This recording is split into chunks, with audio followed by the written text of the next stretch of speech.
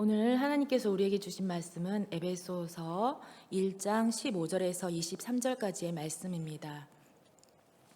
에베소서 1장 15절에서 23절을 한 절씩 읽겠습니다. 이로 말미암아 주 예수 안에서 너희 믿음과 모든 성도들을 향한 사랑을 나도 듣고 기억하며 너희로 말미암아 감사하기를 그치지 아니하고 우리 주 예수 그리스도의 하나님 영광의 아버지께서 지혜와 계시의 영을 너희에게 주사 하나님을 알게 하시고 너희 마음의 눈을 밝히사 그의 부르심의 소망이 무엇이며 성도 안에서 그 기업의 영광의 풍성함이 무엇이며 그의 힘의 위력으로 역사하심을 따라 믿는 우리에게 베푸신 능력의 지극히 크심이 어떠한 것을 너희로 알게 하시기를 구하노라. 능력이 그리스도 안에서 역사하사 죽은 자들 가운데에서 다시 살리시고 하늘에서 자기의 오른편에 앉으시사 모든 통치와 권세와 능력과 주권과 이 세상뿐 아니라 오는 세상에 일컫는 모든 이름 위에 뛰어나게 하시고 또 만물을 그의 발 아래에 복종하게 하시고 그를 만물 위에 교회의 머리로 삼으셨느니라. 같이 읽겠습니다. 교회는 그의 몸이니 만물 안에서 만물을 충만하게 하시는 이의 충만함이니라. 아멘. 네, 말씀이 에베소서 말씀이 조금 어려운 것 같습니다. 오늘 에베소서는 바울이 에베소 교회에 보낸 서신서로 교회에 대한 내용입니다. 교회의 구성원인 성도가 서로 연합하여 예수 그리스도의 충만한 은혜를 누리는 곳이 교회라고 이야기합니다.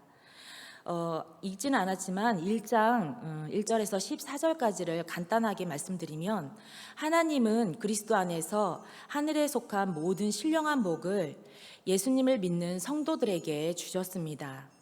그 신령한 복이란 우리를 창세전에 택하시고 예정하시고 예수 그리스도의 보혈의 공로로 죄사함을 받고 성령으로 인쳐주셔서 그의 자녀가 되어 하나님의 은혜를 늘 찬송하게 한 것입니다. 그렇다면 왜 하나님께서 우리에게 신령한 복을 주셨을까요? 그것은 예수님의 몸된 교회를 세우기 위해서입니다. 하늘의 신령한 복을 받은 사람들의 모임이 교회인데 하나님은 창세전에 교회를 세우실 계획을 하셨습니다. 예수님도 내가 이 반석 위에 내 교회를 세우리니 음부의 권세가 이기지 못하리라 라고 말씀하셨습니다. 오늘 말씀을 통해 하나님이 원하시는 교회가 무엇이고 그런 교회가 되기를 깨닫고 그런 교회가 되기를 바랍니다. 에베소는 소아시아에 있는 무역과 상업이 발달한 큰 도시였습니다. 바울이 3차 선교여행 때 회당과 두란노 서원에서 약 3년 동안 복음을 전했습니다. 그러자 소아시아 지방의 모든 사람들에게 복음이 힘있게 전파되었습니다. 많은 사람들이 복음을 받아들였지만 에베소는 마술과 주술에 사로잡혀 있었고 에베소의 수호신인 아데미 여신의 우상 숭배의 본거지였습니다. 그러니 얼마나 영적인 전쟁이 치열했을까요? 우상을 만들던 은세공업자들이 타격을 입게 되자 큰 소동을 일으켜 바울은 급히 에베소를 떠나게 됩니다. 에베소 교회는 유대계 그리스도인과 이방인 그리스도인이 함께 모여있는 교회였기에 습관이나 문화가 다르다 보니 의견 차이로 서로 분열이 될 수가 있고 바울은 교회가 하나 되기를 바라는 마음에서 그 당시 로마로 압송되어 가택연금 상태에 있을 때에 이 에베소서를 썼을 것입니다. 바울은 15절에서 16절에 에베소 교회 성도들이 예수 그리스도에 대한 복음의 말씀을 듣고 믿음이 생겼고 예수님에 대한 믿음이 생기자 성도들이 서로 사랑하게 되었습니다. 이 소식을 전해 듣고 성도들을 기억하며 기도할 때마다 하나님께 감사한다는 내용으로 성도들에게 고마운 마음을 전했습니다. 그리고 17에서 19절은 바울이 성도들에 향한 4가지의 중보 기도 내용이 나옵니다. 하나님께서 성령을 주셔서 성도들이 하나님에 대해서 더 잘 알기를 간구합니다. 성령님은 하나님의 영으로 하나님에 관한 모든 것을 통달하십니다. 성령님이 영안을 열어주셔야 영적인 세계가 열리게 되는데 말씀이 깨달아지고 믿어지고 하나님과 인격적인 관계가 될 수 있습니다. 저 또한 성령을 체험하기 전까지는 말씀이 깨달아지지가 않고 믿어지지가 않았습니다. 성령이 임하시자 하나님의 음성이 들려오기 시작했습니다. 우리 모두에게 하나님께서 성령을 충만하게 부어주셔서 하나님과의 만남이 더 깊어지기를 기도합니다. 그리고 바울은 부르심의 소망이 무엇인지를 알게 해달라고 간구했습니다. 하나님이 우리를 부르셨을 때에는 우리를 향한 계획을 가지고 계십니다. 우리를 구원하시고 그 다음에는 각자에게 사명을 주십니다. 사명은 하나님의 궁극적인 목적인 교회를 섬기게 하기 위해서 주신 것입니다. 하나님이 부르신 사명을 알고 순종함으로 영광스러운 교회가 될 수 있기를 바랍니다. 또 바울은 이어서 성도 안에서 그 기업의 영광의 풍성함이 무엇인지를 알게 해달라고 기도했습니다. 하나님께서 출애굽한 이스라엘을 위해 젖과 꿀이 흐르는 가나안 땅을 예비해 놓으셨는데 10명의 정탐꾼들이 가나안 땅을 정탐하고 와서 악평하자 백성들은 그들의 말을 믿고 원망과 불평을 하여 결국 여호수아와 갈렙을 제외하고는 출애굽 1세대들은 약속의 땅에 들어가지 못합니다. 하나님께서 우리에게 젖과 꿀이 흐르는 아름다운 축복의 땅을 예비해 놓으셨음을 알고 영광의 풍성한 그 기업을 믿음의 눈으로 바라보는 우리가 되기를 원합니다. 마지막으로 우리에게 베푸신 능력의 지극히 크심이 어떠한 것인지를 알기를 간구했습니다. 이스라엘 백성들을 출애굽하게 하신 것도 가나안 땅에 들어가게 하신 것도 전적으로 하나님의 크신 능력이었습니다. 우리를 향한 하나님의 가장 크신 능력은 독생자 예수 그리스도의 십자가의 대속의 죽음과 부활입니다. 예수님의 보혈의 공로로 우리를 모든 죄에서 용서해 주시고 부활의 예수님을 믿는 우리를 마지막 날 부활시키실 것입니다. 로마서 8장 11절에 예수를 죽은 자 가운데에서 살리신 이의 영이 너희 안에 거하시면 그리스도 예수를 죽은 자 가운데에서 살리신 이가 너희 안에 거하시는 그의 영으로 말미암아 너의 죽을 몸도 살리시리라 말씀하십니다. 이와 같이 성령님이 임하시면 하나님을 더 깊이 알게 되고 부르심의 소망을 깨닫게 되고 기업의 영광의 풍성함과 우리에게 베푸신 하나님의 크신 능력을 알게 되어 우리의 신앙이 흔들리지 않게 될 것입니다. 그러므로 마침내 그 신앙으로 영원한 구원에 들어가는 우리 모두가 되기를 간절히 바랍니다.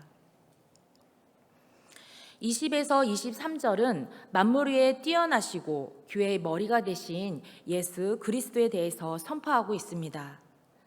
하나님의 능력은 예수 그리스도 안에서 역사하심으로 나타났습니다.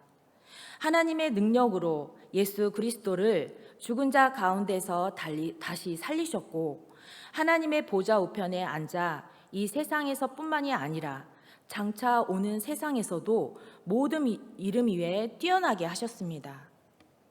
성경에서 오른편은 공간적인 개념이 아니라 주권적인 개념으로 부활하신 예수 그리스도를 하나님의 오른편에 앉히셨다라는 것은 하나님의 주권과 구원과 다스리시는 모든 권한을 부여하셨다라는 것입니다.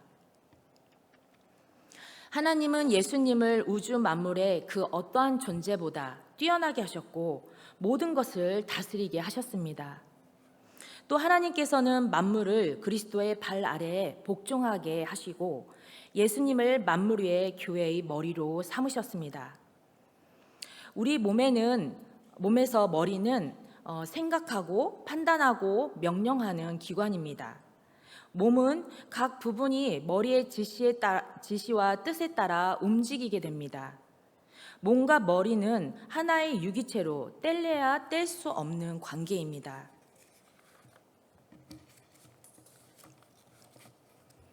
이와 같이 예수님과 교회의 관계도 뗄래야 뗄 수 없는 연합의 관계입니다.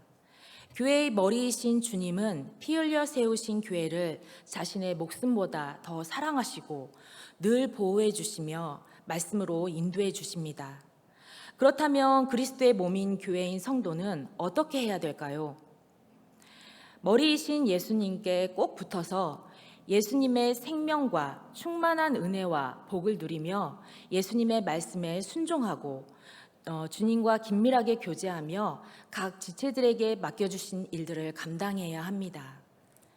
예수님과 교회의 신비한 연합의 관계를 에베소서 5장에서도 확인할 수가 있습니다.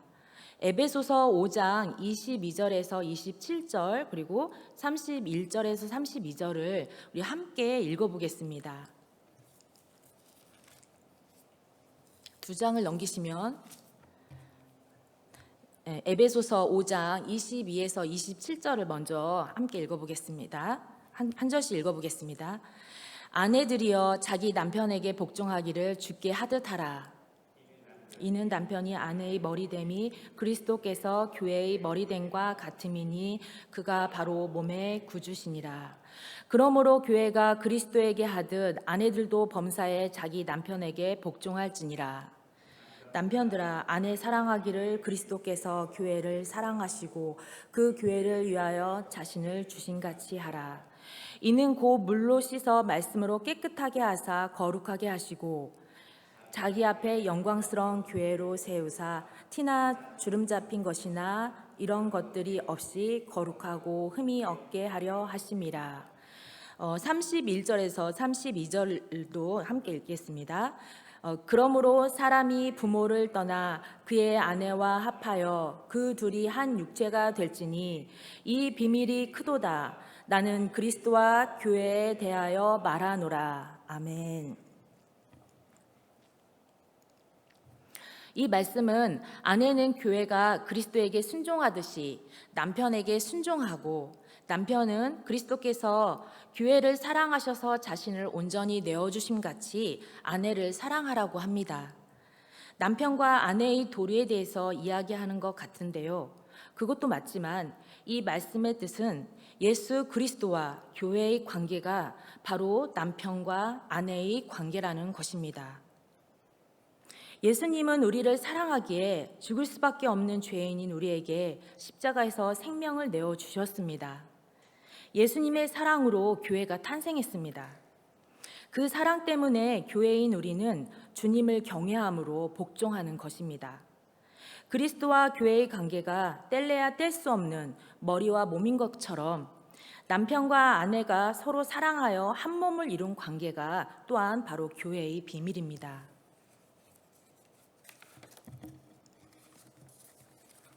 바울은 이 신비한 교회의 비밀을 에베소 교회의 성도들이 깨닫기를 바랬습니다.